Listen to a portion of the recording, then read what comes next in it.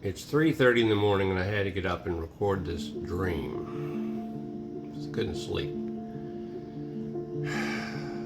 I used to have a house, a small, modest house. And I sold the house. I actually bought the house from a neighbor. And then sold the house. But then I wanted to rent the house back several years later. But inside the house was living a Latino family. And there were 3 refrigerators in the kitchen, which is kind of weird. And a set of my clothes was still inside one of the refrigerators that I had put in there to dry for some reason.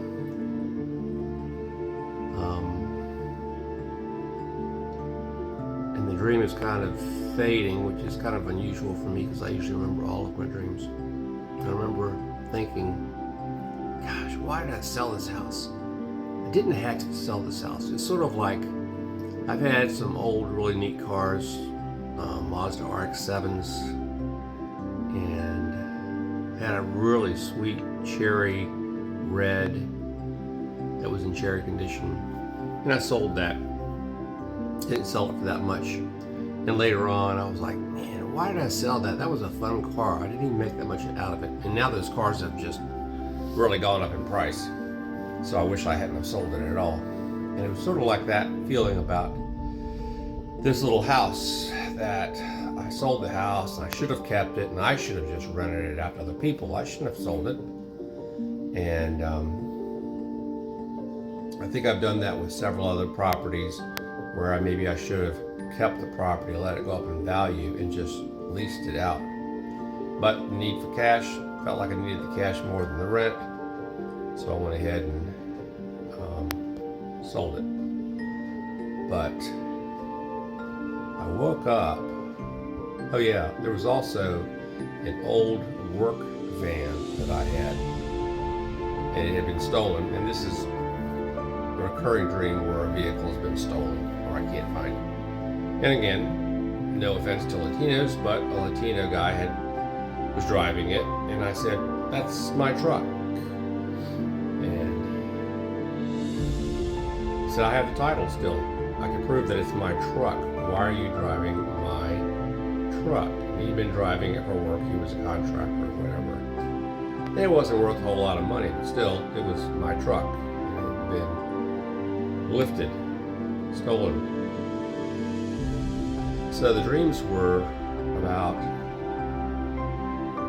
and I don't know why it involved Latinos at all, but it did. There were people that had moved into or had taken possession of properties that I used to own or trucks that I used to own. And with the property, I wish I hadn't have sold it.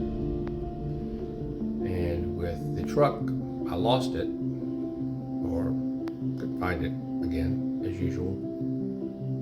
And then I remember there were all these college kids that were coming to the house. And I don't know why I was at this house that I used to own, but I was.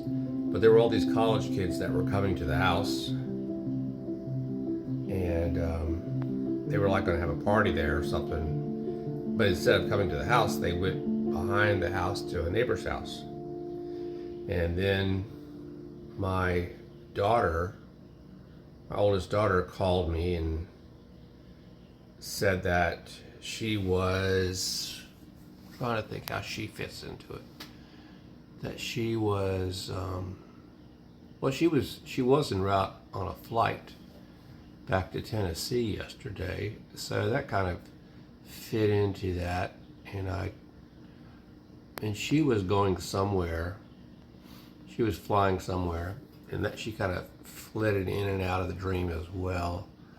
But man, I couldn't get to sleep after thinking about this.